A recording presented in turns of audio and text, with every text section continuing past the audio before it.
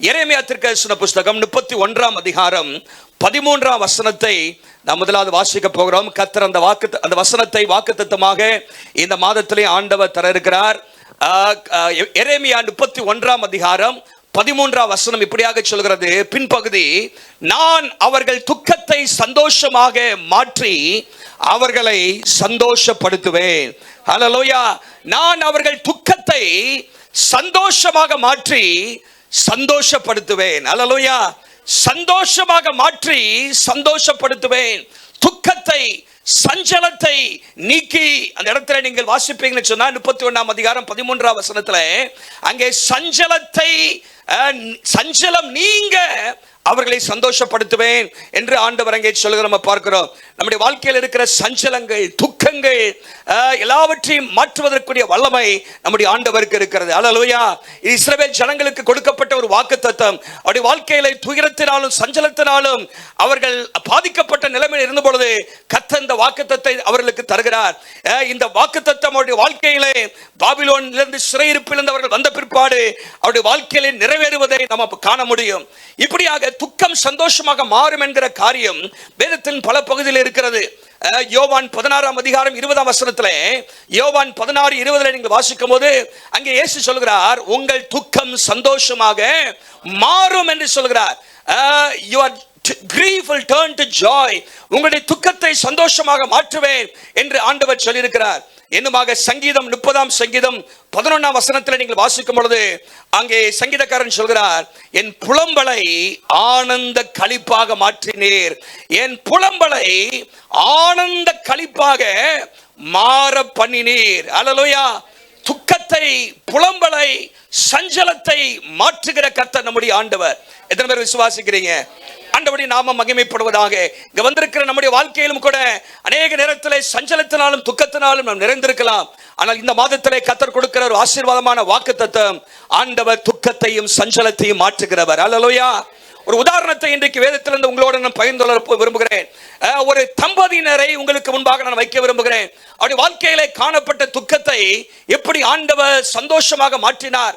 அவர்களுக்கு மாத்திரமல்ல, அவருடைய பிள்ளைக்கும், அவருடைய அயலகத்தார், குடும்பத்தார் அனைவருக்குமே ஆண்டவர் சந்தோஷமாக மாற்றின ஒரு சம்பவத்தை புதிய ஏற்பாட்டின் பக்கங்களிலிருந்து நான் வாசிக்க போகிறோம். லூக்கா எழுதின சுவிசேஷம் 1 அதிகாரத்தை திருப்பிக் கொள்வோம். லூக்கா எழுதின சுவிசேஷம் 1 அதிகாரம் 2 அதிகாரத்திலே இயேசு கிறிஸ்துவுடைய பிறப்பை குறித்த அநேக காரியங்கள் நம்ம இங்கே பார்க்கிறோம். அதற்கு முன்பாக சொல்லப்பட்ட சம்பவம் தான் இந்த சகரியா எலிசபெத் என்பவருடைய சம்பவம். சகரியா எலிசபெத்தை குறித்து அங்கே 5 வசனம் முதல் அங்கே சொல்லப்படுகிறது. அந்த வசனத்தை நான் உங்களுக்காக வாசித்து விட்டு பிற்பாடு அதிலிருந்து 3 குறிப்புகளை நான் உங்களோடு பகிர்ந்து கொள்ள விரும்புகிறேன். 5 வசனம், யூதா தேசத்திலே ராஜாவாகிய ஏரோதின் நாட்களிலே அபியா என்னும் ஆசாரிய வகுப்பில் சகரியா என்னும் பெயர் கொண்ட ஆசாரியன் ஒருவன் இருந்தான். அவன் மனைவி ஆரோனுடைய குமாரத்திகள் ஒருத்தி, அவள் பெயர் எலிசபெத்து. எல்லாம் சேர்ந்து வாசிக்கலாமா? அவர்கள் இருவரும் கத்தரிட்ட சகல கற்பனைகளிலேயும் நியமங்களின்படியும் குற்றமற்றவர்களாய் நடந்து தேவனுக்கு முன்பாக நீதி உள்ளவர்களாய் இருந்தார்கள். எலிசபெத்து மலடியா இருந்தபடியால் அவர்களுக்கு பிள்ளை இல்லாதிருந்தது. இருவரும் வயது சென்றவர்களாயும் இருந்தார்கள். அப்படி இருக்க அவன் தன் ஆசாரிய வகுப்பின் முறைமையின்படி தேவ சந்நிதியிலே ஆசாரிய ஊழியம் செய்து வருகிற காலத்தில் ஆசாரிய ஊழிய முறைமையின்படி அவன் தேவாலயத்துக்குள் பிரவேசித்து தூபம் காட்டுகிறதுக்கு சீட்டை பெற்றான். தூபம் காட்டுகிற வேளையிலே ஜனங்கள் எல்லாரும் கூட்டமாய் வெளியே ஜெபம் பண்ணி கொண்டிருந்தார்கள். அப்பொழுது கர்த்தருடைய தூதன் ஒருவன் தூபபீடத்தின் வலது பக்கத்திலே நின்று அவனுக்கு தரிசனமானான். சகரியா அவனை கண்டு கலங்கி பயமடைந்தான். தூதன் அவனை நோக்கி, சகரியாவே பயப்படாதே, உன் வேண்டுதல் கேட்கப்பட்டது. உன் மனைவியாகி எலிசபெத் உனக்கு ஒரு குமாரனை பெறுவாள். அவனுக்கு யோவான் என்று பெயரிடுவாயாக. உனக்கு சந்தோஷமும் மகிழ்ச்சியும் உண்டாகும். அவன் பிறப்பின் நிமித்தம் அநேகர் சந்தோஷப்படுவார்கள். யாரெல்லாம் சந்தோஷப்பட்டாங்கன்னு பின்னாடி சொல்ல விரும்புறேன். பாருங்க, இந்த சம்பவத்திலிருந்து 3 காரியங்களை பார்க்க போகிறோம். இந்த சகரியா எலிசபெத்துடைய வாழ்க்கை, their life, அவருடைய வாழ்க்கை குறித்து வேதம் என்ன சொல்கிறது? இரண்டாவதாக their lack, அவருடைய வாழ்க்கையில ஏற்பட்ட ஒரு குறைவை நாம் அங்கே பார்க்கிறோம். மூன்றாவதாக their laughter of joy, அவருடைய வாழ்க்கையிலே ஆண்டவர் தந்த சந்தோஷத்து நிமித்தமாக அவர்களுக்கு ஏற்பட்ட புன்னகையும் மகிழ்ச்சியும் களிப்பையும் குறித்து அங்கே நாம் பார்க்கிறோம். அந்த மூன்று காரியத்தை உங்களோடு நான் பகிர்ந்து கொள்ள விரும்புகிறேன். முதலாவதாக அவருடைய வாழ்க்கை குறித்து அங்கே 5ஆம் 6ஆம் வசனத்திலே சொல்லப்பட்டிருக்கிறது. அவர்கள் யார், அவர்கள் எப்படி இருந்தார்கள் என்று சொல்லி காரியங்களை பார்க்கிறோம். முதலாவதாக அவருடைய பேர் என்னன்னு பார்த்தீங்கன்னா என்ன போட்டிருக்கு? அவங்க பேர் என்ன போட்டிருக்கு? 5ஆம் வசனத்துல சகரியா என்னும் பெயர் கொண்ட ஆசாரியன் ஒருவன் இருந்தார். அவனுடைய மனைவி பேர் என்ன? எலிசபெத். சகரியா, எலிசபெத் புதிய ஏற்பாட்டிலே அறிமுகமாகிற முதல் தம்பதியினர் இவர்கள் தான். புதிய ஏற்பாட்டு காலகட்டத்திலே மத்தேயு எழுதின சுவிசேஷம் அங்கே இருக்கிறது. ஆனால் லூக்கால தான் புதிய ஏற்பாட்டின் ஆரம்ப கட்டங்களை சொல்லப்பட்டிருக்கிறது. சகரியா, எலிசபெத் என்கிற தம்பதியோடு இந்த புதிய ஏற்பாடு ஆரம்பிக்கிறது. சகரியா என்று சொன்னால் God remembers or Jehovah has remembered, கர்த்தர் நினைத்தருளுகிறார் என்கிற அர்த்தம் தான் சகரியா என்ற பெயருக்கு அர்த்தம். கர்த்தர் நினைத்தருளுகிறார் என்று சொல்லி. எலிசபெத் என்று சொன்னால் God is my oath, கர்த்தருடைய வாக்குத்தத்தம், கர்த்தருடைய சபதம், இல்லாவிட்டால் கர்த்தர் பண்ணின அந்த வாக்குத்தத்தம் என்று சொல்லி அர்த்தம். God is my oath, இல்லாவிட்டால் God has promised, கர்த்தர் பண்ணின வாக்குத்தத்தம் என்று சொல்லி அர்த்தம். ஆகவே கர்த்தர் நினைத்தருகிற கர்த்தர், வாக்குத்தத்தம் பண்ணின கர்த்தர் என்கிற இந்த ரெண்டு பேர்ல உடையவர்கள் தான் இந்த சகரியா, எலிசபெத் என்கிற ரெண்டு பேர். அப்படி வாழ்க்கையிலே அவர்களுடைய வேலையை குறித்து அங்கே சொல்லப்பட்டிருக்கிறது. their occupation ன்னு சொன்னா ஆசாரிய ஊழியம் செய்து வந்தார்கள். என்ன ஊழியம்? ஆசாரியன் ஒருவன் இருந்தான், ஆசாரிய பணியை செய்து வந்தார்கள். நல்லா கவனிங்க, இதை குறித்து இன்னும் பின்னாடி அவன் செய்த ஊழியத்தை குறித்து அங்கே சொல்லப்படுகிறது. இந்த சகரியாவும் எலிசபெத்தும், இல்லாவிட்டால் சகரியா இந்த ஆசாரிய பணியை அவன் தகப்பனிடத்திலிருந்து பெற்றுக்கொண்டான். ஆரோனுடைய சந்ததியில் வந்தபடினாலே he has inherited that, அவன் தானாகவே அந்த பணி அவனுக்கு கிடைத்தது என்று சொல்லி பார்க்கிறோம். ஆரோனுடைய சந்ததியில் வருகிறவர்கள் விசேஷமாக லேவி கோத்திரத்தார், அவர்கள் எல்லாரும் ஆசாரிய பணியை அவர்கள் செய்து வந்தார்கள். ஆரோனுடைய வம்சத்தில் வருகிறவர்கள் மாத்திரம்தான் ஆரோனுக்கு பின்பாக வருகிறவர்கள் பிரதான ஆசாரியராக இருந்திருக்கிறார்கள்.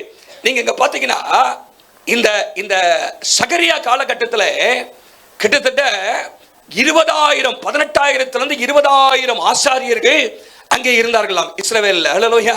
எத்தனை ஆசாரியர்கள்? 20,000 ஆசாரியர்கள் இருந்தார்கள். ஆனா ஒரே ஒரு ஆலயம் தான். எத்தனை? அங்கே ஆலயம் சாலமோன் கட்டின தேவாலயம் இடிக்கப்பட்டு பிற்பாடு அது செருபாபேல் மூலமாக மறுபடியும் கட்டப்பட்டு 516 கட்டப்பட்டு பிரதிஷ்டை செய்யப்பட்டது. சுமார் 500 ஆண்டுகளாக அங்கே அந்த ஆலயம், இரண்டாவது ஆலயம், கட்டப்பட்ட ஆலயம் நிற்கிறது. ஒரு ஆலயம் எத்தனை ஆசாரியர்கள்? ஒரு சர்ச்சு எத்தனை பாஸ்டர்? அத்தனை பேர் எப்படியா ஊழியம் செய்யறது? ஆசாரிய ஊழியம் எப்படி எத்தனை பேர் அங்கே அந்த ஆலயத்தில் செய்வது என்றால் அதற்கு தான் அதாவது தாவீது காலத்திலேயே 1 நாளாகமத்தின் புஸ்தகம் 24ஆம் அதிகாரத்தில் வாசித்தீங்கன்னா அந்த ஆசாரியர்களை 24 வகுப்பா வகுத்துறார். யாரு? தாவீது. 24 வகுப்பா வகுத்து ஒவ்வொரு வகுப்பும் 2 வாரம் ஊழியம் செய்யணும். எத்தனை வாரம்? ஒவ்வொரு வகுப்பும் என்ன பண்ணும்? 2 வாரம். 24 வகுப்பு எப்படி பிரிக்கப்பட்டது? ஆரோனுக்கு 4 பிள்ளைகள் இருந்தார்கள். நாதாப், அபியூ, எலியாசார், இத்தமார் என்று சொல்லி. நாதாப், அபியூ அவர்கள் மரித்து விட்டார்கள். அந்நிய அக்கினியை கொண்டு போனாலும் கர்த்தர் அடித்து மரித்து விட்டார்கள். எலியாசார், இத்தமார் அவர்களுக்கு பிறந்த பிள்ளைகள் எல்லாரும் அந்த குடும்பத்தில் 24 பேர் இருந்தார்கள்.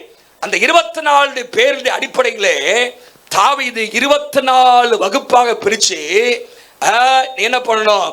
ஒவ்வொரு வகுப்பில் உள்ளவர்களும் வருஷத்துக்கு 2 முறை 2 வாரம் வந்து இந்த ஆசாரிய ஊழியத்தை செய்ய வேண்டும் என்று சொல்லி அங்கே பண்ணி வைத்திருந்தார். அந்த 24 வகுப்புல ஒரு வகுப்பு தான் என்னது? அபியா. அபியா போட்டு பாருங்க. அபியா என்னும் ஆசாரிய வகுப்பில், அது 1 நாளாகமும் 24:10 போட்டிருக்கு. 1 நாளாகமம் 24:10 வாசித்தீங்கன்னா அபியாவின் வகுப்பு 8வது வகுப்பாக இருக்கு. 8th division. 24 டிவிஷன்ல 8th டிவிஷன் என்ன? இந்த அபியாவின் வகுப்பு. இவங்க எல்லாம் எப்ப வருவாங்கன்னு சொன்னா எல்லாரும் சேர்ந்து வருகிற 3 பண்டிகைக்கு மாத்திரம் வருவாங்க. எனது பஸ்கா பண்டிகைக்கு, பெந்தேகோஸ்தே பண்டிகைக்கு, கூடார பண்டிகைக்கு மாத்திரம் எல்லா ஆசாரியர்களும் வந்து என்ன பண்ணுவாங்க, அவர்கள் பணி செய்வார்கள். ஏன்னா நிறைய பேர் அன்னைக்கு வருவாங்க. ஆடுகள் பலி செலுத்தப்பட வேண்டி இருக்கும். ஆடுகளை அடிக்க பலி செலுத்த நிறைய பேர் தேவைப்படும். அப்போ பஸ்கா பண்டிகை, பெந்தேகோஸ்தே பண்டிகை, கூடார பண்டிகைக்கு மாத்திரம் எல்லாரும் வருவார்கள். ஆனா மற்ற நேரத்தில் என்னது 2 வகுப்புல உள்ளவங்க மாத்திரம், இல்ல ஒரு வகுப்புல உள்ளவங்க 2 வாரம் என்ன பண்ணுவாங்க, அவர்கள் ஊழியம் செய்வார்கள். நீங்க பின்னாடி பாத்தீங்கன்னா ஒரு குறிப்பிட்ட நேரத்தில் இந்த நீங்க எத்தனை வசனத்துல இருந்து 8ஆம் வசனத்துல இருந்து நீங்க பாத்தீங்கன்னா 8ஆம் வசனத்துல இருந்து 10ஆம் வசனம் வரைக்கும் நீங்க பாத்தீங்கன்னா ஒரு குறிப்பிட்ட நேரத்தில் இந்த அபியா வகுப்பில் இருக்கிற சகரியா போய் கர்த்தருடைய ஆலயத்தில் என்ன பண்றாரு, அவர் ஊழியம் செய்யறத நம்ம பார்க்கிறோம். ஆகவே 24 வகுப்பாக பிரிக்கப்பட்டு ஒவ்வொரு வகுப்பும் வருஷத்துக்கு 2 வாரங்கள் அவர்கள் ஊழியம் செய்வார்கள். அந்த பணியை அவர்கள் செய்து கொண்டிருந்தார்கள். பாருங்க, இந்த ஆலயம் பிரம்மாண்டமாக இருக்கும். இந்த ஆலயத்தை செருபாபேல் மறுபடியும் அங்கே கட்டி எழுப்புற நம்ம பார்க்கிறோம். அதுக்கு தொடர்ந்து ஏரோதும் அந்த ஆலயத்தை விரிவுபடுத்தி புதிதுபடுத்தி மகிமையான ஒரு ஆலயமா இருந்துச்சு. சீஷர்கள் அதை பார்த்து வியந்து போனார்கள், இப்படி அருமையாக கட்டப்பட்டிருக்கிறதே என்று சொல்லி சொல்லுகிறதெல்லாம் நம் புதிய ஏற்பாட்டிலே நம்ம வாசிக்கிறோம். சரி, அப்போ பாருங்க, இன்னும் அதை குறித்து நான் பின்னாடி சொல்றேன். அவருடைய ஊழியம் என்ன, அவங்க செஞ்சு வந்த வேலை என்ன, ஆசாரிய ஊழியம். ஆசாரிய ஊழியம். அவங்க பேர் என்ன, சகரியா, எலிசபெத். இப்போ அவங்களுடைய சாட்சி உள்ள வாழ்க்கையை பாருங்க, அங்கே போட்டிருக்கு 6ஆம் வசனத்துல. நல்லா கவனிங்க, இதான் ரொம்ப ரொம்ப முக்கியம். அவர்கள் இருவரும் கர்த்தரிட்ட சகல கற்பனைகளின் படியையும் நியமங்களின் படியையும் குற்றமற்றவர்களாக நடந்து தேவனுக்கு முன்பாக நீதி உள்ளவர்களாக இருந்தார்கள். They were righteous and they were obedient. அவர்கள் நீதிமான்களாக இருந்தார்கள், கர்த்தருடைய வார்த்தைக்கு முற்றிலும் கீழ்ப்படிதல் உள்ளவர்களாக இருந்தார்கள். நல்லா கவனிங்க, நீதி உள்ளவர்களாக இருந்தார்கள், நீதிமான்களாக இருந்தார்கள். அந்த நாட்கள் ஒரு இருண்ட நாட்கள். மல்கியாவின் காலத்திலிருந்து யோவான் ஸ்நானகன் பிறக்கிற அந்த காலகட்டம் வரைக்கும் அந்த 400 வருஷ காலம், it was called a dark period. இருண்ட காலம். கர்த்தருடைய சத்தம் அங்கே இல்லை, தீர்க்கதரிசனம் இல்லை, அங்கே ஆண்டவருடைய வார்த்தை வெளிப்படவில்லை. மக்கள் பாவம் செய்து கொண்டிருந்தார்கள். ஆசாரிய ஊழியத்தை செய்தவர்களே, ரிலீஜியஸ் பீப்புள், அவங்க எல்லாரும் பாவத்தில் இருந்தார்கள், சரியாக ஜனங்களை நடத்தவில்லை. இப்படிப்பட்ட எல்லாரும் தவறான பாதையில் போய்கொண்டிருக்கும் பொழுது இந்த சகரியாவும் எலிசபெத்தும் நீதிமான்களாக இருந்தார்கள். அல்லேலூயா, நீதிமான்களாக இருந்தார்கள். எல்லாரும் தவறான நிலைமையில் இருக்கிறார்கள், பாவம் செய்து கொண்டிருக்கிறார்கள். ஆனால் இவர்கள் சகரியாவும் எலிசபெத்தும் தேவனுக்கு முன்பாக, மனுஷனுக்கு முன்பாக அல்ல, தேவனுக்கு முன்பாக அவர்கள் நீதி உள்ளவர்களாக இருந்தார்கள் என்று வேதத்தில் நாம் வாசிக்கிறோம். in spite of all the godlessness around them, they were righteous in their life. They were blameless. குற்றமற்றவர்களாக இருந்தார்கள். அவரிடத்திலே குறைகள் கண்டுபிடிக்க முடியவில்லை என்று சொல்லி நம்ம பார்க்கிறோம். நீங்கள் நோவாவின் காலத்திலே நம்ம பார்க்கிறோம், முழு உலகமே பாவத்தில் இருக்கிறது, அசுத்தத்தில் இருக்கிறது. ஆனால் நோவா அக்காலத்திலே உள்ளவர்களுக்குள்ளே நீதிமானாக இருந்தான். ஹல்லேலூயா. கர்த்தருடைய கண்களில் யாருக்கு, நோவாவுக்கோ தயவு கிடைத்தது என்று சொல்லி நம்ம பார்க்கிறோம். பாருங்க, எல்லாரும் பாவம் செய்த மட்டிலும் நானும் என்னை யார் கண்டுக்க போறா அப்படின்னு இல்லை, அவர்கள் நீதிமானாக இருந்தார்கள். ஹல்லேலூயா. பரிசுத்தம் உள்ளவர்களாக இருந்தார்கள், குற்றமற்றவர்களாக இருந்தார்கள் என்று சொல்லி நாம் அங்கே வேதத்தில் வாசிக்கிறோம். அது மாத்திரமல்ல, அவர்கள் வசனத்தின்படி வாழ்ந்தார்கள். அங்கே போட்டுக்கு பாருங்க, கர்த்தரிட்ட சகல கற்பனைகளின்படியும் நியமங்களின்படியும். நீங்க மோசேயின் கற்பனைகளை நீங்கள் வேதத்தில் வாசிக்க முடியும். யாத்திராகமத்தின் புஸ்தகத்தில், லேவியராகமம் புஸ்தகத்தில் எத்தனையோ கற்பனைகள் அங்கே கொடுக்கப்பட்டிருக்கிறது. 10 கட்டளையிலிருந்து 613 கற்பனைகள் இருக்கிறது என்று சொல்கிறார்கள். அத்தனையும் அவர்கள் என்ன பண்ணாங்களா, கற்பனைகளின்படியையும் நியமங்களின்படியையும் குற்றமற்றவர்களாக இருந்தார்கள். ஒரு சொல்ல பார்க்கலாம், வசனத்தை தியானித்துக் கொண்டே இருந்தார்கள், வசனத்தை வாசித்துக் கொண்டே இருந்தார்கள், வசனத்தின்படி வாழ தங்களை அர்ப்பணித்திருந்தார்கள். யோசுவா 1:8 வாழ தங்களை அர்ப்பணித்திருந்தார்கள். யோசுவா 1:8 என்ன சொல்கிறது, கர்த்தருடைய நியாய பிரமாணத்தின் புஸ்தகம் உன் வாயை விட்டு பிரியாதிருப்பதாக, அதில் எழுதியிருக்கிறவைகளை எல்லாம் செய்ய நீ கவனமாயிருக்கும்படி இரவும் பகலும் அதை தியானித்துக் கொண்டிரு என்று சொல்லப்பட்ட வசனத்தின்படி வாழ்ந்தவர்கள். அது மாத்திரமல்ல, இவர்கள் 119ஆம் சங்கீதத்தின்படியும் வாழ்ந்தவர்கள். அல்லேலூயா. அங்கே 97ஆம் வசனத்தில் சங்கீதக்காரன் சொல்கிறான், how I love your law. உம்முடைய வசனத்தின் மேலே, உம்முடைய பிரமாணங்கள் மேலே எவ்வளவு பிரியமா இருக்கிறேன். கற்பனைகள் மேலே 97ஆம் வசனம் பிரியமா இருக்கிறேன் என்று சொல்லி அங்கே சொல்கிறார். அப்படிப்பட்ட ஒரு வாழ்க்கை வாழ்ந்தவர்கள் தான் இந்த சகரியா, எலிசபெத். அங்க போட்டு பாருங்க, இருவரும் அப்படின்னு போட்டிருக்கு. அதனால சொல்லி பண்ணுங்க, கணவன் மாத்திரம் இல்ல, சகரியா மாத்திரம் இல்ல, எலிசபெத்தும் சேர்ந்து ஒரு எல்லாம் சொல்லுங்க பார்க்கலாம். நீர் வேணா என்னவா இருந்துக்கப்பா. இந்த எலிசபெத்தும் ஆசாரிய வகுப்புல பிறந்தவங்க தான். அல்லேலூயா. அங்க போட்டு பாருங்க, அது ஆரோனின் குமாரத்தில் ஒருத்தியாக தான் எலிசபெத் இருக்கிறாங்க. எலிசபெத்தும் அங்கே ஆரோனுடைய வம்சத்துல வந்தவங்க தான். இந்த சகரியாவும் ஆரோனுடைய வம்சத்துல. அவர்கள் தன்னுடைய வாழ்க்கையிலே, வசனத்திலே அவர்கள் உறுதியாக இருந்தவர்கள். அல்லேலூயா. எவ்வளவு சாட்சி பாருங்க, வாட் a testimony. எவ்வளவு உண்மை உள்ளவர்களாக அவர்கள் இருந்திருக்கிறார்கள். நல்லா கவனிங்க. இதுல ஒரு நாள் கீழ்ப்படுகிறது ஈஸி, 2 நாள் கீழ்ப்படுகிறது ஈஸி, நீதிமானா இருக்கு. ஆனா இவங்க போட்டிருக்கு பாருங்க, இவர்கள் வயது சென்றவர்களா இருந்தார்கள். என்ன போட்டிருக்கு? இருவரும். அங்கேயே திரும்பி போட்டிருக்கு 7ஆம் வசனத்துல, இருவரும் வயது சென்றவர்களா இருந்தார்கள். எத்தனை வயசு நமக்கு தெரியாது. சிலர் 50 இருக்கவங்க சொல்றாங்க. ஏன்னா ஆசாரிய ஊழியத்தை 25 இருந்து 50 வயசுக்குள்ள செய்யணும்னு சொல்லி நம்ம லேவியராகமம் 8ஆம் வசனத்துல வாசிக்கிறோம். 25 வயசுல தான் ஆரம்பிக்கணும், 50 வயசு வரைக்கும் செய்யலானி. ஆனால் அதுல எக்ஸெப்ஷன்ஸ் இருக்குது அப்படின்னு சொல்றாங்க. அப்போ அதுக்கு மேலேயும் இருக்கக்கூடிய வாய்ப்பு இருந்திருக்கலாம். 50 வயதுக்கு குறையாம அவர் இருந்திருக்கிறார்கள். பாருங்க, அப்படி வாழ்நாள் முழுவது வயது சென்ற நாள் மட்டும் அவர்கள் என்ன பண்ணாங்க? கீழ்ப்படிஞ்சுக்கிட்டே இருந்தாங்க. அல்லேலூயா. அவர்கள் தங்களுடைய வாழ்க்கையிலே நீதி உள்ளவர்களாகவே இருந்தார்கள். It was not a one day obedience, it was a long standing obedience. Hallelujah. It was not a temporary obedience. ஏதோ ஆரம்பத்தில் உற்சாகத்தில் சில இடத்துல வசனத்தை கேட்டு உற்சாகமா என்ன பண்ணுவோம், போய் சில கீழ்ப்படிய விரும்புவோம். ஆனா அது ஒரு 4 நாள் 5 நாள் போச்சுன்னா மறந்துடுவோம். ஆனா it is not a temporary obedience born out of initial enthusiasm of an encounter with God. தேவனோடு உள்ள ஒரு சந்திப்புல திடீர்னு உற்சாகப்பட்டு, ஆண்டவரே நான் உமக்கு கீழ்ப்படிவேன், ஆண்டவரே நான் இதை செய்வேன் அப்படின்ட்டு சில இடத்துல தீர்மானம் எடுக்கிறோம், சில இடத்துல உற்சாகமாக கீழ்ப்படியணும்னு நினைக்கிறோம். அப்படிப்பட்ட கீழ்ப்படிதல் இல்ல, அவர்கள் வாழ்க்கை முழுவதும் கீழ்ப்படிய தீர்மானித்திருந்தார்கள். அல்லேலூயா. It was a long standing obedience. வாழ்நாள் முழுவதும் வயது சென்ற நாட்கள் வரைக்கும் அவர்கள் கீழ்ப்படிந்தார்கள். அது மாத்திரமல்ல, அவருடைய கீழ்ப்படிதல் இன்னொரு காரியம் இருக்கு. It's not only a long standing obedience, it's a in spite of obedience. இந்த கீழ்ப்படிதல் எதுக்காக? ஏதோ ஒரு ஆசீர்வாதம் கிடைத்ததனாலயோ இல்லாவிட்டால் ஆசீர்வாதத்தை எதிர்பார்த்து அவர்கள் கீழ்ப்படியவில்லை. அவங்களுக்கு பல நாள் ஜெபித்தோம், பிள்ளை இல்லை, ஆனாலும் கீழ்ப்படிஞ்சு வந்தாங்க. ஒரு ஆள் சொல்ல பார்க்கலாம். It's not in spite of obedience. Their obedience was not because of some blessing. ஏதோ ஒரு ஆசீர்வாதம் கிடைச்சனால அப்பா நமக்கு ஆண்டவர் ஆசீர்வதிச்சிருக்கிற கீழ்ப்படியும் அப்படிங்கிறதுக்கா இல்ல, இல்லாவிட்டால் ஏதோ ஒரு ஆசீர்வாதத்தை எதிர்பார்த்தோம் இல்ல, in order to receive இல்ல. பாருங்க, it was in spite of the absence of the blessing and the hope of it totally gone. அந்த பெற வேண்டிய ஆசீர்வாதத்திற்கான நம்பிக்கை போன பிறகும் அவங்க கர்த்தர் மேல விசுவாசம் வச்சிருந்தாங்க. அல்லேலூயா. அவங்க கர்த்தர் மேல நம்பிக்கை வைத்திருந்தார்கள், நீதி உள்ளவர்களாக இருந்தார்கள்.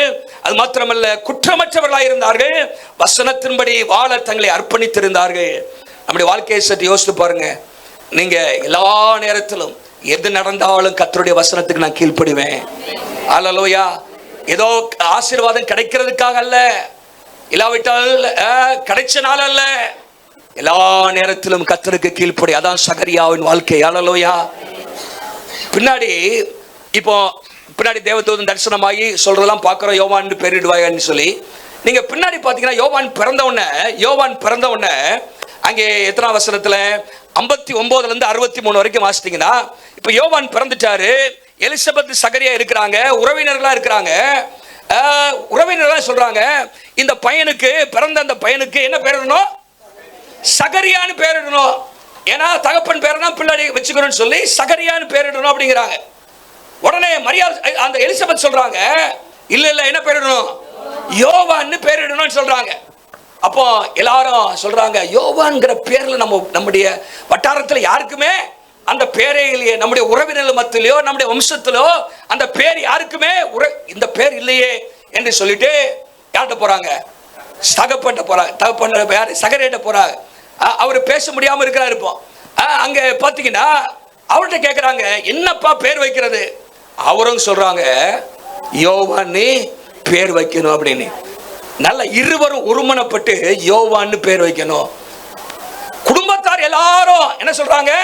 சகரியான்னு பேர் வைப்போம், இல்ல வேற ஏதாவது பேர் வைப்போம் குடும்பத்தில் உள்ளவங்க பேரை. ஆனா இவங்க ரெண்டு பேரும் சேர்ந்து சொல்றாங்க யோவான்னு பேர். ஏன்னா கர்த்தர் சொல்லியிருக்கிறார். அல்லேலூயா. இல்ல என்ன கவனிக்கணும்னா, நிறைய நேரத்தில் நம்முடைய வாழ்க்கையில அவங்க சொல்றாங்க இவங்க சொல்றாங்க அப்படின்னு கர்த்தர் சொன்னதை மறந்துடுறோம்.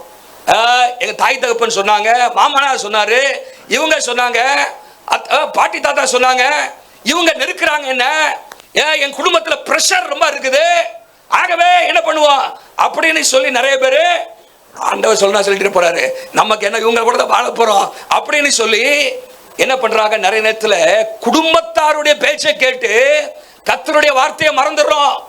நம்முடைய வாழ்க்கையில சகரியா எலிசபெத் அதற்கு ஒரு மாதிரியா இருக்கிறாங்க. எனக்கு கர்த்தருடைய வார்த்தையை தான் நாங்க கேட்போம். ஹல்லேலூயா, ஹல்லேலூயா. அவங்க வாழ்க்கையில பாருங்க, கர்த்தருடைய வார்த்தையை, what a rebuke for us who easily disobey God's guidance in order to please the family members. குடும்பத்தாரை பிரியப்படுத்துவதற்காக இன்னைக்கு எத்தனை பேர் கர்த்தருடைய வார்த்தையை நாம் மறந்தளித்து விடுகிறோம். குடும்பத்தார் அவங்க எங்க சொல்றாங்க இவங்க சொல்றாங்கன்னு சொல்லி ஆண்டவருடைய வார்த்தையை கேட்காம போயிடுறோம். ஆனா இவர்களோ உங்க பேச்செல்லாம் கேட்க ரெடியா இல்ல. எங்கள்கிட்ட ஆண்டவர் ஏற்கனவே பேசியிருக்கிறார், இதான் வைக்கிறோம்னு சொல்லி இதுதான் வைப்போன்னு வைக்கிறாங்க. ஹல்லேலூயா. பாருங்க, ஒபீடியன்ஸ் உங்க வாழ்க்கையில கீழ்ப்படிதல், தேவனையே பிரியப்படுத்தி வாழ அர்ப்பணித்தவர்கள். ஒரு அல்லேலூயா சொல்லுங்க பார்க்கலாம். அப்போ it was a long standing obedience and it was also in spite of obedience. என்ன இருந்தாலும் இல்லாவிட்டாலும் நாங்கள் கர்த்தருக்கு கீழ்ப்படிவோம், சாட்சியாக வாழ்வோம் என்று சொல்லி கீழ்ப்படிந்திருந்தார்கள். வாழ்நாள் முழுவதும் அவர்கள் நீதிமான்களாகவும் கீழ்ப்படிதல் உள்ளவர்களாகவும் குற்றமற்றவர்களாகவும் இருந்தார்கள் என்று சொல்லி நம்ம வாசிக்கிறோம். நம்முடைய வாழ்க்கையை சற்று யோசித்து பார்ப்போம். இப்படிப்பட்ட சாட்சி நமக்கு இருக்கிறதா? நீதிமான்கள் என்கிற சாட்சி நமக்கு இருக்கிறதா? வசனத்தின்படி வாழ்கிறவர்கள் என்ற சாட்சி நமக்கு இருக்கிறதா? Do we have that kind of testimony in our lives? இன்னைக்கு சகரியா எலிசபெத் நம்மோடு பேசுகிற காரியம் என்ன வந்தாலும் கர்த்தரையே நாங்கள் பிரியப்படுத்தி வாழ்வோம். அல்லேலூயா. கர்த்தரையே நாங்கள் உயர்த்தி மகிமைப்படுத்தி வாழ்வோம் என்கிற அந்த தீர்மானத்திலே அவர்கள் உறுதி உள்ளவர்களாக இருந்தார்கள். அவன் பாருங்க, their life இப்படி இருந்தோம். அடுத்த வசனம் வந்து இங்கிலீஷ்ல பட் அப்படின்னு போடுது. என்னது? But they had no child. நீதிமானா இருக்கிறாங்கப்பா, வசனத்தின்படி வாழ்றாங்க, கர்த்தரை பிரியப்படுத்தியே வாழ்றாங்க. பட் என்னதுல ஒரு குறைவு, their lack. அங்க ஒரு என்ன வருது? ஒரு குறைவு. அவ எலிசபெத் மலடியா இருந்தபடியால் அவளுக்கு பிள்ளை இல்லாதிருந்தது. they had no children because Elizabeth was barren. they were both well advanced in years என்று சொல்லி அங்க நம்ம பார்க்கிறோம். பாருங்க, இது அந்த நாட்களில் விசேஷமாக வேதாகம காலங்களிலே பிள்ளை இல்லை என்பது ஒரு பெரிய ஒரு குறை. அது சாபமாக கருதப்பட்டது, சாபமாக கருதப்பட்டது. ஏனென்று சொன்னால் 127 சங்கீதத்தில் 28 சங்கீதத்தில் சொல்லப்பட்டிருக்கிறது, பிள்ளைகள் கர்த்தரால் வரும் சுதந்திரம், கற்பத்தின் கனி கர்த்தராலும் ஈவு என்று சொல்லப்பட்டிருக்கிறது. கர்த்தருக்கு பயந்து நடக்கிற மனுஷனுடைய வாழ்க்கையிலே பிள்ளைகளுடைய பிள்ளைகளை காண்பான் என்றெல்லாம் அங்கே சொல்லப்பட்டிருக்கிறது. ஆகவே மக்கள் யூதர்கள் என்ன நினைத்தார்கள் என்று சொன்னால், ஒருவருக்கு பிள்ளை இல்லை என்று சொன்னால் கர்த்தருடைய கோபம் அந்த குடும்பத்தில் இருக்குது, கர்த்தருடைய சாபம் அங்கே இருக்கிறது. 28 அதிகாரம் உபாகமத்தில் நீங்கள் வாசிக்கும் பொழுது, உபாகமம் 28 அங்கே ஆசீர்வாதங்கள் ஒன்று கற்பத்தின் கனி என்று போட்டிருக்கு, சாபங்கள் ஒன்று 18 வசனத்தில் போட்டிருக்கு, கற்பத்தின் கனி சபிக்கப்பட்டிருக்கும் அப்படின்னு போட்டிருக்குது. பாருங்க, இதை மனதில் வைத்து மக்கள் என்ன, ஏதோ இவங்க பரிசுத்தமா தான் வாழ்றாங்க, ஆனா மக்கள் பார்க்கிற மக்கள் இவங்க ஏதோ ரகசிய பாவம் பண்ணிட்டு இருக்கிறாங்க, ஏதோ இவங்கள்ட்ட குறை இருக்குது. பாருங்க, டிஃபரெண்ட் ரியாக்ஷன்ஸ் சமுதாயத்திலிருந்து வந்திருக்கும், டிஃபரெண்ட் ரெஸ்பான்சஸ் வந்திருக்கிறோம். எப்படிலாம் அவர்கள் யோசித்திருப்பார்கள் பார்த்தீங்கன்னா, ஏன் ஆண்டவர் இவர்களுக்கு பிள்ளை தரல, இவர்களுக்கு ஏன் ஆண்டவர் சபித்து விட்டாரோ அப்படிங்கிற ஒரு கேள்வி. இரண்டாவதாக, what did they to wrong, அவர்கள் என்ன தவறு செய்தார்கள், அதை பார்க்கறதுக்கே 4 பேர் சுத்திட்டு இருப்பான், என்ன தவறு செய்தார்கள். அப்புறம் ஏதாவது ரகசிய பாவம் ஏதாவது இருக்குதா, ரகசிய பாவம் ஏதாவது இருக்குதா அப்படியே நீ பார்க்கறதுக்கு சிலர் இருப்பாங்க. இவங்கள்ட்ட போதுமான விசுவாசம் இல்லையோ, பிள்ளையை பெற்றெடுக்கத்தக்க கத்திரிடத்தில் அவர்கள்ட்ட போதுமான விசுவாசம் இல்லையோ அப்படின்னு கேள்வி கேட்கிற மக்கள் இருப்பாங்க. இவங்க உண்மையாகவே கர்த்தருக்கு பயந்து நடக்கிறார்களா அப்படி கேள்வி கேட்கிற மக்கள் இருப்பார்கள். ஏன்னா பாருங்க சுற்றிலும், ஏன்னா அங்கே எலிசபெத் சொல்றாங்க பின்னாடி 24ஆம் வசனத்துல, ஜனங்களுக்குள்ளே எனக்கு உண்டான நிந்தை அப்படிங்கிறாங்க. என்னது? ஜனங்களுக்குள்ளாக எனக்கு ஒரு நிந்தை. I had a reproach and shame among the people. நிந்தை ஏற்பட்டிருந்தது ஜனங்களுக்குள்ளே என்று சொல்லி அவர்கள் சொல்லுகிறத நம்ம பார்க்கிறோம். பாருங்க, அந்த அந்த அந்த காரியத்தோடு அவர்கள் வாழ்ந்து வந்தார்கள். ஒரு பக்கம் இவங்களை குறை சொல்ற மக்கள் இருப்பாங்க. யார? சகரியாவோ எலிசபெத்தையோ ஏதோ ரகசிய பாவம் செஞ்சுட்டாங்களோ, இவங்கள்ட்ட விசுவாசம் இல்லையோ, இவங்க ஏதோ தப்பு பண்ணியிருக்கிறாங்க, கர்த்தருடைய சாபம் இவங்க மேல இருக்கிறது அப்படின்னு சொல்ற ஒரு கூட்டம். இன்னொரு கூட்டம் கர்த்தர் மேல திரும்பி இருப்பாங்க. இப்படிலாம் நீதியா இருக்க தெரிஞ்சவங்க, ஒருவேளை இப்படி இருக்கிறாங்களே மக்கள், இந்த கர்த்தர்கிட்ட அவர் கண்ணு இருக்கா, காது இருக்கா, அவர் நீதி உள்ளவரா, அவர் நியாயம் உள்ளவரா, இப்படி இந்த அம்மாவும் அப்பா ஐயாவும் சேர்ந்து ஜெபம் பண்றாங்களே, அந்த அம்மாவுக்கு அப்பாவுக்கு ஒரு ஜெபத்துக்கு ஒரு பதில் கொடுக்க கூடாதா அப்படின்னு சொல்ற கூட்டம். Is God just? Is God fair? Is God trustworthy? ஆண்டவர் நம்ப தகுந்தவரா, ஆண்டவர் நீதி உள்ளவரா, ஆண்டவர் நியாயம் செய்கிறவரா அப்படின்னு ஒரு கூட்டம் பேசுற கூட்டமோ இருந்திருக்கலாம். பாருங்க, அந்த நாட்களிலே யூதர்கள், அதாவது அவங்க எக்ஸ்கம்யூனிகேட் பண்ணப்படுவதற்கு, வெளியே தள்ளப்படுவதற்கு 7 காரணங்கள் இருந்ததா. அதுல முதல் காரணம், a Jew who has no wife, மனைவி இல்லாத ஒரு யூதனை வெளியே அனுப்பிடுவாங்களாம். இப்ப அடுத்த இரண்டாவதாக திருமணமாகி பிள்ளை இல்லாதவர்களையும் அவர்களை வெளியே அனுப்பிவிடுவார்கள். அப்படிப்பட்ட ஒரு காரியம் அங்கே இருந்தது. ஆனால் இவர்களோ ஜெபம் பண்ணிக்கிட்டே இருந்தாங்க. ஹல்லேலூயா. ஜெபம் பண்ணிக்கிட்டே இருந்தாங்க. யார் என்னத்தையும் சொல்லிட்டு போ, என்னது யாரு என்னத்தையும் சொல்லிட்டு போ, எங்களுக்கு ஆண்டவருக்கும் தான் தெரியும். ஹல்லேலூயா. சில நேரத்தில் நம்ம வாழ்க்கையில் நமக்கு புரியாது. இவங்களுக்கு கொடுத்து பைபிள் சொல்லுது குற்றமற்றவர்கள் நீதி உள்ளவர்கள்.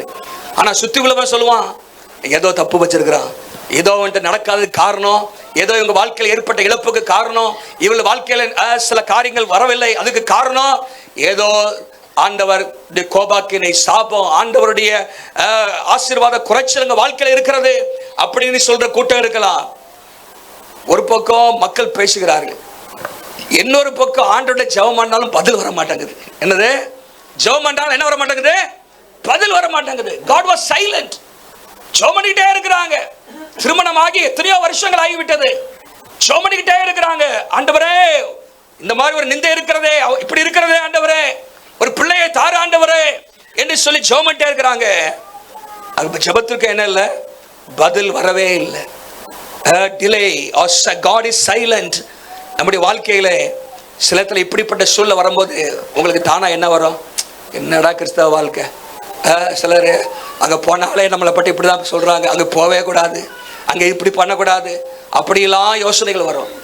ஆனால் இவர்கள் தொடர்ந்து அவங்க வாழ்க்கையில நல்லதை செய்து கொண்டே தான் இருந்தார்கள். அல்லேலூயா. பாருங்க, அவர்கள் கோபப்பட்டோ கசந்தோ முறுமுறுத்தோ சில காரியங்களை செய்யாமல் போயிருக்கலாம், வசனத்தை வாசிக்காமல் போயிருக்கலாம், பரிசுத்தமாக வாழ்வதை நிறுத்தியிருக்கலாம். அவர்கள் வளர்ந்து கொண்டே இருக்கிறார்கள், அவர்கள் வயசு கூடிக்கிட்டே இருக்குது. ஆனா சொந்தக்காரங்கள்லாம் பார்த்தீங்கன்னா பிள்ளைகளை பற்றி அதுங்க வயசுக்கு வந்துட்டே இருக்குது, அதுக்கு என்ன பண்ணுது, வளர்ந்து கொண்டே இருக்குது. பிள்ளைகளுக்கெல்லாம் பர்த்டே கொண்டாடுறாங்க சொந்தக்காரங்கெல்லாம். ஆனா இவங்களோ உடம்புல உள்ள சுருக்கத்தை தான் எண்ணிட்டு இருக்கிறாங்க. ஐயோ, போன வருஷம் 2 சுருக்கம் இருந்துச்சு, இந்த வருஷம் 3 சுருக்கம் ஆயிடுச்சு அப்படின்னு எண்ணக்கூடிய சூழ்நிலை. They were counting the wrinkles when their friends were counting their children's birthdays. பாருங்க, அப்படிப்பட்ட ஒரு சூழ்நிலைகள். இப்படி நம்முடைய வாழ்க்கையில சில நேரத்தில் நம் வசனத்திலே நிற்கிறோம், ஆனா ஒன்றும் நடக்கல. அப்படிங்கும் போது நம்ம வாழ்க்கையில என்ன தீர்மானம், என்ன முடிவுக்கு வருவோம்? பட் அப்படிங்கிற வாழ்க்கை. பட் எல்லாம் சரிதான்ப்பா, சர்ச்சுக்கு போற, தேவனை கும்பிடுற, எல்லாம் சரிதான், பட் ஆனா இது இல்லையே அவனுக்கு அப்படின்னு கேட்கும் போது துக்கம் வருது, சஞ்சலங்கள் வருது, வேதனைகள் வருது, கஷ்டங்கள் வருது, எல்லாம் இருக்குது, நல்லா நடக்கிற, பட் அவங்க குடும்பத்துல தீராத வியாதி, குடும்பத்துல பிரிவினைகள், சில நேரத்தில் நம்முடைய வாழ்க்கையில ஏன் நடக்குன்னு தெரியாது. அப்படிப்பட்ட சூழ்நிலையில நம்ம என்ன செய்கிறோம்?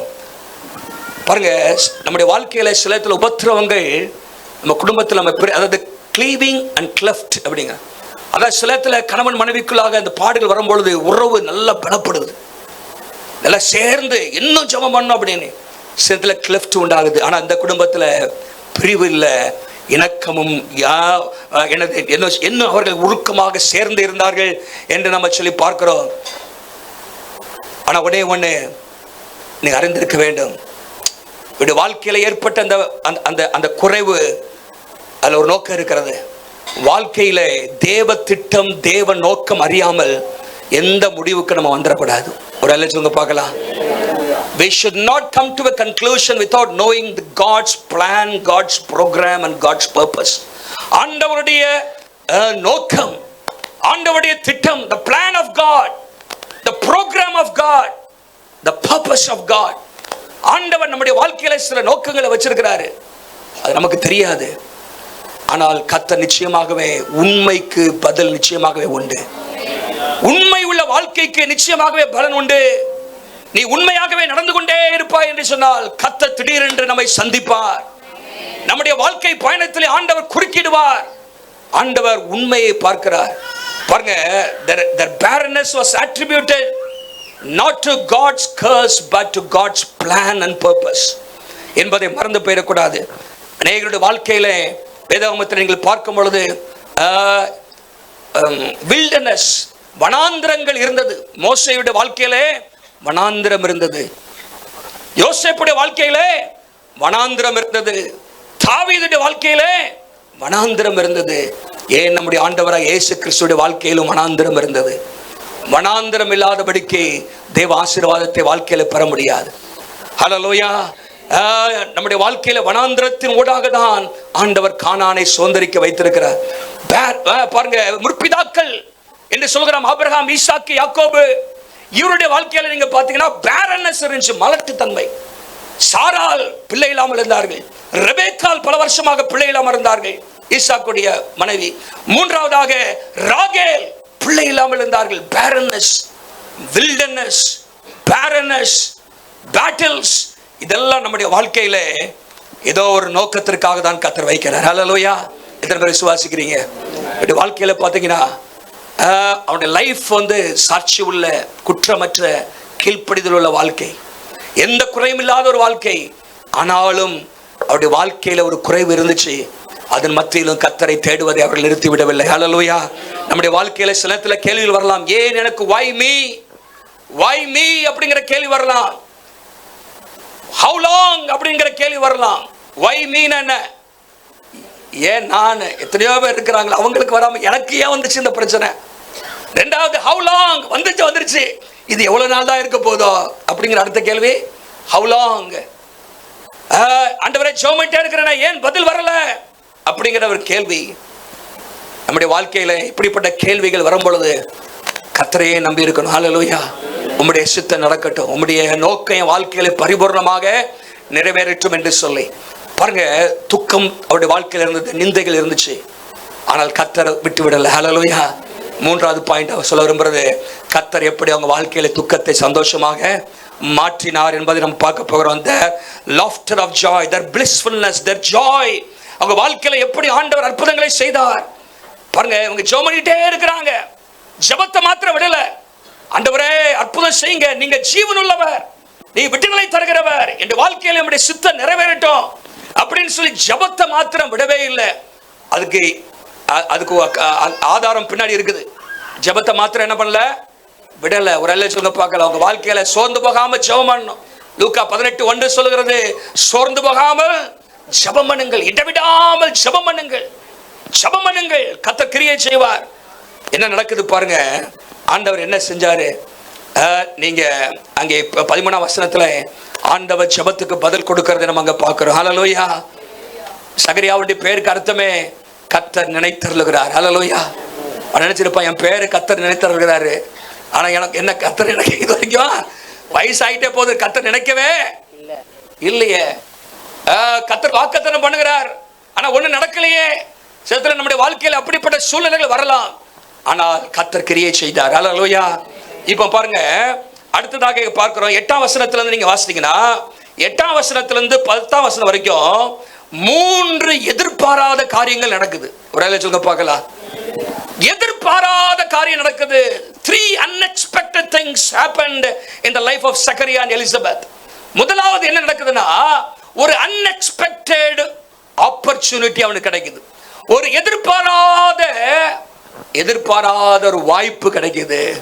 அது என்ன வாய்ப்பு தெரியுமா? நல்லா கவனிங்க. ஆசாரிய ஊழியத்தை செய்வதற்கு இவனுக்கு வருஷத்துல 2 தடவை கிடைக்கும். ஆனா இது என்னன்னா, தூபம் காட்டுகிற ஊழியம். ஆசாரிய பணினா நிறைய இருக்கு. நீங்க வெளியே இருந்தே செய்யலாம், பல காரியங்களை செய்யலாம். ஆனா பரிசுத்த ஸ்தலத்துல போய் தூபம் காட்டுறது பாருங்க, அது கிடைக்க ரொம்ப கஷ்டம். நல்லா கவனிங்க. இப்போ 20,000 பேர் இருக்கிறாங்க. 24 டிவிஷன்னா ஒரு டிவிஷனுக்கு எத்தனை பேர் இருப்பாங்க? சராசரி 1000 பேர். அப்போ 1000 பேர் இருப்பாங்க. 1000 பேர் 2 வாரம் என்ன பண்ண ஊழியம் செய்யணும். ஒரு வாரம் முழுசும் 2 தடவை. அப்போ 1000 பேருக்கு எல்லாத்தையும் பகிர்ந்து கொடுக்கணும். ஒரே ஒரு ஆள் தான் தூபம் காட்ட முடியும். உள்ள போய் என்ன பண்ணும், காலையில் 9 மணிக்கும் அந்திப்பலி 3 மணிக்கும் செலுத்த வேண்டும். அதை செலுத்துவதற்கு எல்லாருக்கும் வாய்ப்பு கிடைக்காது. இது வாழ்க்கையிலே ஒரு தடவை கிடைக்கிற வாய்ப்பு தான்.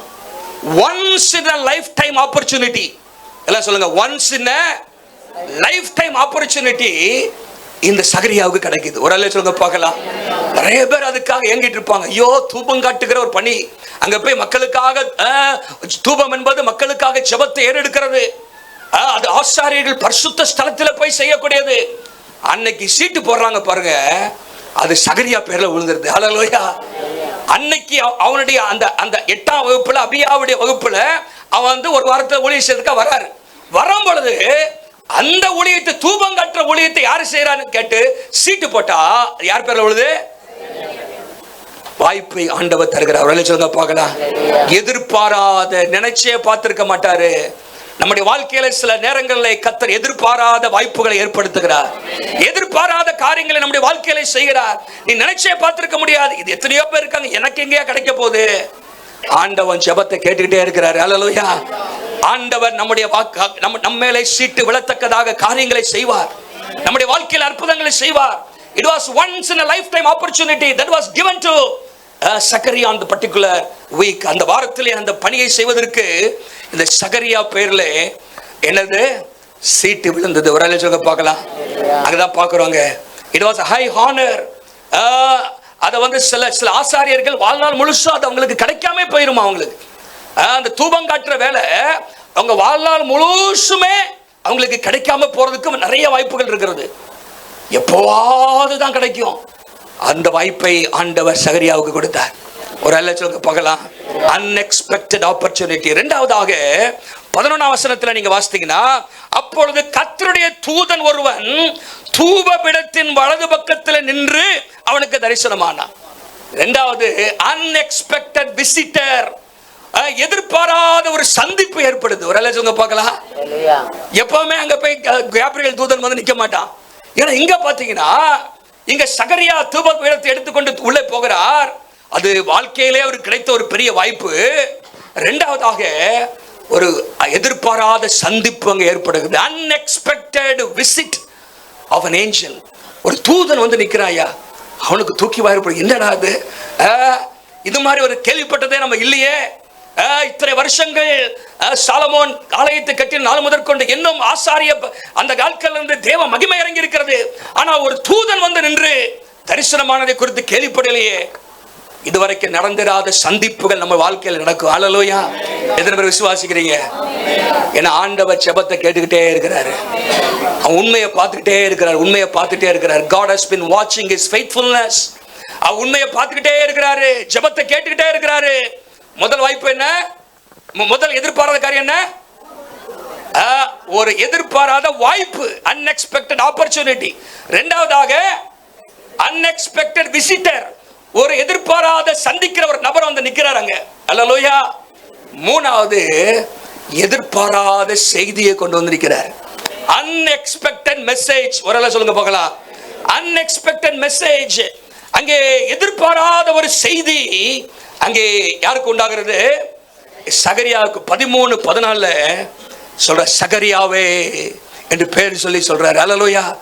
ஒரு பாருங்க, ஒரு வான தூதன் நின்று சகரியாவே பேர் சொல்லி அழைக்கிறார். நம்முடைய வாழ்க்கையில சில நேரத்தில் நீங்க நினைக்கலாம் எல்லாரும் மறந்து விட்டார்களோ என்று சொல்லி. ஆனா கர்த்தர் நம்மை நினைத்திருக்கிறார். கர்த்தர் நம்மை மறக்கவில்லை. God has not forgotten us. சகரியாவே பயப்படாதே என்று சொல்லிவிட்டு உன் வேண்டுதல் கேட்கப்பட்டது. ஹல்லேலூயா. எத்தனை வருஷம் ஜெபம் பண்ணிருப்பா மனுஷன். ஹல்லேலூயா. உன் வேண்டுதல் கேட்கப்பட்டது. அப்புறம் என்ன சொல்றது? உன் மனைவியாக எலிசபெத் உனக்கு ஒரே தூக்கி வாரி. என்னடா இது? இப்போ அதாவது 30 வயசு 35 40 வயசுக்குள்ள இப்படி இருந்தா ஓகே. இப்போ வயசு போய் நாங்களாம் தள்ளாடிட்டு இருக்கிற நிலைமை வந்துருச்சு. இப்படி வந்து சொல்றாரு. எதிர்பாராத செய்திகள். ஹல்லேலூயா. சிலத்துல நம்முடைய வாழ்க்கையில ஜெபம்ட்டே இருப்போம். சிலத்துல நம்ம வாழ்க்கையில் என்ன இருக்காது, சரி ஆண்டவர் சித்தம் நடக்கட்டும் அப்படின்னு என்ன பண்ணிடுவோம், சில விட்டுருவோம். ஆனால் நம்முடைய வாழ்க்கையில தேவன் ஒரு பெரிய நோக்கத்தை வச்சிருக்கிறார். ஹல்லேலூயா. What cannot be cured should be endured அப்படிம்பாங்க. சில காரியங்கள் இந்த வியாதி எங்க சுகமா போற சாவர வரைக்கும் வச்சுட்டு ஓட்டிட்டு இருப்போம், மாத்திரையை போட்டு அப்படி நினைப்போம். ஆனா சில நேரத்தில் நம்ம வாழ்க்கையில ஆண்டவர் குறுக்கிடுவார். ஹல்லேலூயா. ஜெபம் பண்ணிட்டே இருக்கும்போது தேவ சித்தம் நம்ம வாழ்க்கையில வெளிப்படும். தேவ நோக்கம் நம்முடைய வாழ்க்கையில வெளிப்படும் என்பதில் சந்தேகம் இல்லை. அங்க ஆண்டவர் சொல்றாரு, என்ன பல காரியத்தை சொல்றாரு. அதுல முக்கியமாக உன் ஜெபம் கேட்கப்பட்டது. ஹல்லேலூயா. இத்தனை நாட்கள் ஜெபம் பண்ணிக்கிட்டு இருந்தாயே, என்ன ஜெபம்? ஆண்டவரே ஒரு பிள்ளையை தாரும், நிந்தை நீங்க வேண்டும், ஆண்டவரே உம்முடைய நோக்கம் எங்க வாழ்க்கையில நிறைவேற வேண்டும் என்று சொல்லி ஜெபம் பண்ணிக்கிட்டே இருந்தையா, அந்த நோக்கத்தை உன் வாழ்க்கையில நிறைவேற்றுவேன் என்று ஆண்டவர் சொல்கிறார். ஹல்லேலூயா. அங்கே ஆண்டவர் என்ன சொல்றாரு பாருங்க. அதுக்கு யோவான் என்று பெயரிடுவாயாக. பல காரியத்தை சொல்றாரு. அங்கே நீங்க வாசித்தீங்கன்னா என்னெல்லாம் சொல்றாரு பாருங்க. யோவான் என்று பெயர் விடாக என்று சொல்றாரு. அவர் 15 வசனத்துல அவன் தேவனுடைய பார்வையில பெரியவனா இருப்பான் என்று சொல்றாரு. திராட்சை ரசம் குடிக்க மாட்டான், மதுபானம் குடிக்க மாட்டான்னு சொல்றாரு. தாயில் வயிற்றில் இருக்கும் போதே பரிசுத்த நிரப்பப்பட்டிருப்பான் என்று சொல்லி பிறப்பான் மாத்திரமல்ல, அவன் என்ன செய்ய போகிறான், உத்தமமான ஒரு ஜனத்தை கர்த்தருக்கென்று ஆயத்தப்படுத்துவான், ஆண்டவருக்கு முன்பாக அவன் வழியை ஆயத்தம் பண்ணுவான் என்கிற காரியத்தை எல்லாம் அங்கே அவர் சொல்லுகிறார். சகரியாவுக்கு ஒரு பாருங்க, அவனுக்கு இருந்த உற்சாகத்துக்கு அளவே இல்லாம வந்திருக்கும். கையை ஓடி இருக்கா, காலை ஓடி இருக்காது. யாரை பார்க்கணும்னு நினைச்சிருப்பான்? யாரை பார்க்கணும்னே? மனைவிய. ஆனா ஒரு வாரம் போக முடியாது. ஒரு வாரம் என்ன முடியாது, போக முடியாது. அவனுக்கு கையை ஓடல, காலை ஓடல. தூதன் வந்தா சொல்லணும் போய். ஆனா எங்க ஒரு வாரம் இங்கதான் கிடக்கணும். ஏன்னா எலிசபெத்துடைய ஊர் ரொம்ப தூரம் இருக்குது. நீங்க 39ஆம் வசனத்துல பாத்தீங்கன்னா, மலைநாட்டில் யூதேயாவுல பட்டணத்துல இருக்குது. மலைநாட்டில் யூதேயா அங்க இருக்குது. இப்போ எருசலேம் ஆலயத்தில் நம்மால் உட்கார்ந்து இருக்கிறாரு. அங்க எலிசபெத் போன் பண்ண உட்கார இல்ல, போன உள்ள இல்ல, மொபைல் இல்ல. பயங்கரமான ஒரு உற்சாகம். ஆனா அவனுக்கு பாருங்க, அந்த உற்சாகத்தின் மீதிலையும் என்னது, எப்படி எங்களுக்கு இது நடக்க போகுது, வயசு ஆயிடுச்சுன்னு சொல்றத பாக்குறோம். அந்த சம்பவம் உங்களுக்கு தெரியும். நீ என்னது அதுக்கு அடையாளம் கேட்கிறாரு. அடையாளம் கேட்டனாலதான் அவனுக்கு நீ ஒரு வருஷம் பிள்ளை பிறக்க வரைக்கும் நீ பேச மாட்ட அப்படின்னு. ஆனா அவருக்கு சந்தோஷம் தாங்கல. பாருங்க அங்க சொல்லப்பட்டிருக்கு 14ஆம் வசனத்துல, உனக்கு சந்தோஷமும் மகிழ்ச்சியும் உண்டாகும், உனக்கு உண்டாகும், உங்களுக்கு உண்டாகும். பாருங்க அநேகருக்கு அங்க சந்தோஷம் உண்டாகுது. ஒன்று முதலாவது யாருக்கு உண்டாகுதுன்னா, அங்க உனக்கு சகரியாவுக்கு முதலாவது உண்டாச்சு. ஒரு வாரம் கழிச்சு யாருக்கு உண்டாச்சு? எலிசபெத்துக்கு உண்டாச்சு. இன்னும் கொஞ்ச நாள் கழிச்சு யாருக்கு உண்டாச்சுன்னா, மற்றவங்க மாத்திரம் இல்ல, வயிற்றுல இருக்கிற பிள்ளைக்கே சந்தோஷம் உண்டாயிச்சான். அங்க போட்டிருக்கு பாருங்க, 41ஆம் வசனத்துல பிள்ளை துள்ளிட்டுன்னு போட்டிருக்கு. ஆனா 44ஆம் வசனத்துல பிள்ளை களிப்பாய் துள்ளிட்டுறான். உள்ள சந்தோஷமா இருக்குது. அல்லேலூயா. எங்க அம்மா அப்பா ஒரு ஜெபத்தை ஆண்டவர் கேட்டாரு அப்படின்னு பிள்ளை சந்தோஷப்படுதுங்க. ஒரு சொல்லுங்க, எங்க களிப்பாய் துள்ளிட்டு, வயிற்றுல பிள்ளை களிப்பாய் துள்ளிட்டுன்னு போட்டிருக்கு. அப்போ சகரியாவுக்கு சந்தோஷம், எலிசபெத்துக்கு சந்தோஷம், வயிற்றுல இருக்கிற பிள்ளைக்கும் சந்தோஷம். இப்ப பிள்ளை பிறந்துருச்சு. பிள்ளை பிறந்தோன்னு 58ஆம் வசனத்துல வாசித்தீங்கன்னா, 58ஆம் வசனத்துல அங்கே 57ல ஒரு புத்திரனை பெற்றாள்னு போட்டிருக்கு. 58ஆம் வசனத்துல கர்த்தர் அவளிடத்திலே தம்முடைய இரக்கத்தை விளங்க பண்ணினார் என்று அவருடைய அயலகத்தாரும் பந்து ஜனங்களும் என்ன செஞ்சாங்களா, கேள்விப்பட்டு அவளோடு கூட சந்தோஷப்பட்டார்கள். அல்லேலூயா. எல்லாருக்கும் சந்தோஷம். neighbors and relatives also were rejoicing. எல்லாருக்கும் சந்தோஷத்தை ஆண்டவர் தருகிறார். பாருங்க, துக்கம் போய் இப்போ சந்தோஷம் எங்கெல்லாம் பாருங்க, அந்த அட்டாக் ஆகுதுன்னு பாருங்க. அல்லேலூயா. சந்தோஷம் எங்க பார்த்தாலும் களிப்பும் சந்தோஷமா இருக்குது.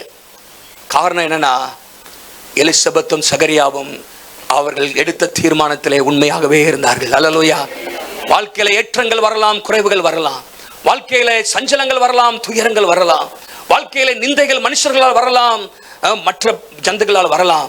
ஆனா நம்முடைய வாழ்க்கையில நாம் கர்த்தரை மாத்திரம் பிரியப்படுத்தி வாழ்வோம் என்று சொன்னால் கர்த்தர் எல்லாவற்றையும் கர்த்தர் மாற்ற வல்லமை உள்ள தேவன். ஹல்லேலூயா, ஹல்லேலூயா. இத்தனை வருஷம் காத்திருந்ததுக்கு என்ன என்ன என்ன என்ன என்ன ஆசீர்வாதம் பாருங்க. அது சாதாரண பிள்ளை கிடையாது.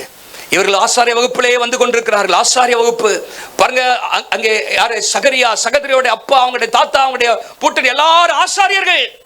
ஆனால் பிறக்க போற குழந்தை ஆசாரியன் மாத்திரமல்ல, அவன் தீர்க்கதரிசியாக இருந்தான். ஒரு சொல்ல பார்க்கலாம், தீர்க்கதரிசி. ஆண்டவர் இயேசு சொல்றாரு, தீர்க்கதரிசிகளும் பெரியவர் என்று சொல்லி அங்கே மத்தேயு 11ஆம் அதிகாரத்தில் இயேசு சொல்றாரு, ஸ்திரீகளிடத்திலே பிறந்தவர்களில் யோவான் ஸ்நானகனை பார்க்கிலும் பெரியவன். எவ்வளவு பெரிய ஆசீர்வாதம் பாருங்க. ஹல்லேலூயா. பழைய ஏற்பாடு சரித்திரத்திலே உன் பிள்ளையா பெருசு அப்படிங்கிறார் ஆண்டவர். ஹல்லேலூயா. ஸ்திரீகளிடத்திலே பிறந்தவர்களில் அவரை பார்க்கிலும் பெரியவன் என்று சொல்றார். இயேசுவுக்கு வழி ஆயத்தம் பண்ணக்கூடிய வாய்ப்பு ஆண்டவர் தந்தார். அது மாத்திரமல்ல, இயேசுவுக்கு ஞான ஸ்நானத்தையும் கொடுத்தார். யோவான் ஸ்நானன் குறுகிய காலம் தான் ஊழியம் செய்தார்.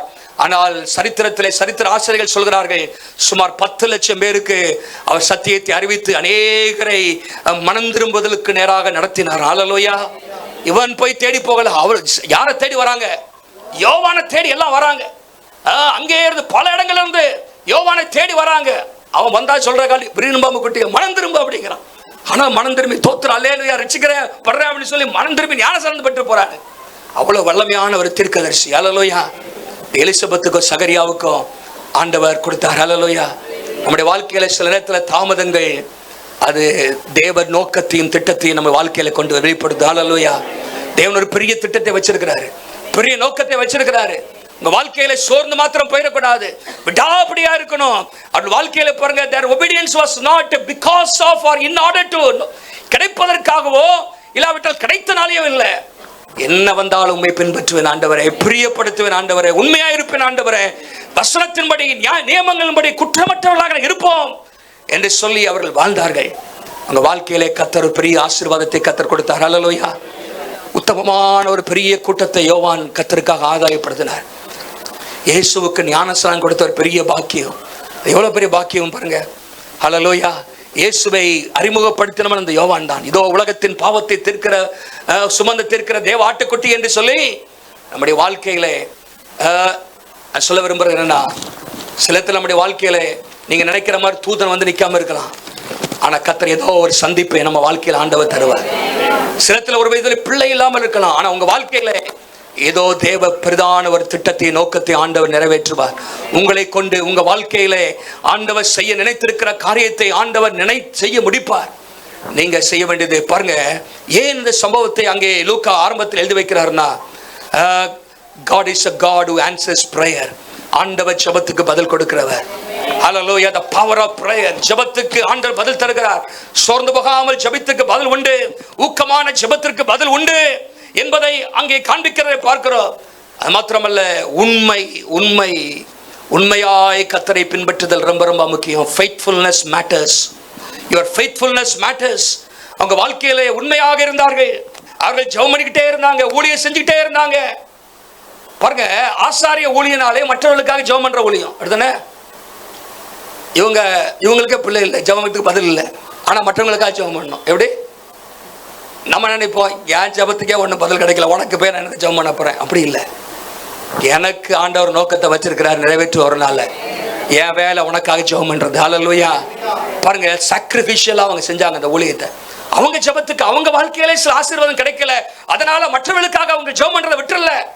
கர்த்தர் ஒரு வாய்ப்பை கொடுக்கும் பொழுது அங்கே ஆலயத்துக்குள்ளாக போய் பரிசுத்த ஸ்தலத்துல போய் அங்கே தூப கலசத்துல எடுத்து தூபம் காட்டுகிறார். மக்களுக்காக ஜெபம் பண்ணி கொண்டிருக்கிறார், மக்களுக்காக ஜெபம் பண்றார். ஹல்லேலூயா. உனக்கு ஒரு ஆசீர்வாதம் உங்களுக்கு கிடைக்கலங்கிறக்கா மற்றவங்களுக்காக ஜெபம் பண்ண விட்டுறாதுங்க. ஹல்லேலூயா. உங்க குடும்பத்துல சில ரட்சிக்கப்படலங்கிறதுக்காக மற்றவங்களுக்காக ஜெபம் பண்ற விட்டுறாதுங்க. கர்த்தர் ஏற்ற சமயத்துல உங்க குடும்பத்துல ஆண்டவர் செய்வார். ஹல்லேலூயா. பாருங்க, அவர்கள் ஜெபம் பண்ணிக்கிட்டே இருந்தார்கள். They kept on praying, they kept on serving, they kept on witnessing, they kept on giving. அவர்கள் செய்து கொண்டே இருந்தார்கள். ஆகவே கலாத்தியர் 6:9 நாம் வாசிக்கிறோம், நம்ம சோர்ந்து போகாமல் செய்து கொண்டே இருப்போம் என்றால் ஏற்ற காலத்திலே இருப்போம். ஹல்லேலூயா. பாருங்க, துக்கமா இருந்துச்சு உங்க வாழ்க்கையில. எத்தனை நாட்கள் துக்கம்னு நமக்கு தெரியல. ஆனால் துக்கத்தை சந்தோஷமாக மாற்றின ஒரு நாள் வந்துச்சு. அல்லேலூயா. எதிர்பாராத வாய்ப்புகள், எதிர்பாராத சந்திப்புகள், எதிர்பாராத செய்திகள் கர்த்தர் நமக்காக வச்சிருக்கிறார். எத்தனை பேர் விசுவாசிக்கிறீங்க? அல்லேலூயா. நினைச்சே பார்க்க முடியாது, இப்படி நடக்குமா எனக்கு? எதிர்பாராத காரியத்தை செய்கிறதா நம்முடைய ஆண்டவர். அல்லேலூயா. எதிர்பார்த்து செய்கிற காரியத்தை காட்டிலும் எபேசியர் 3:20 நாம் வாசிக்கிறோம் அல்லவா, நினைப்பதற்கும் வேண்டிக் கொள்வதற்கும் மிகவும் அதிகமாக நம்முடைய ஆண்டவர் கிரியை செய்வார், துக்கத்தை சந்தோஷமாக மாற்றுவார். நம்ம எல்லாரும் எழும்பி நிற்போமா? அல்லேலூயா.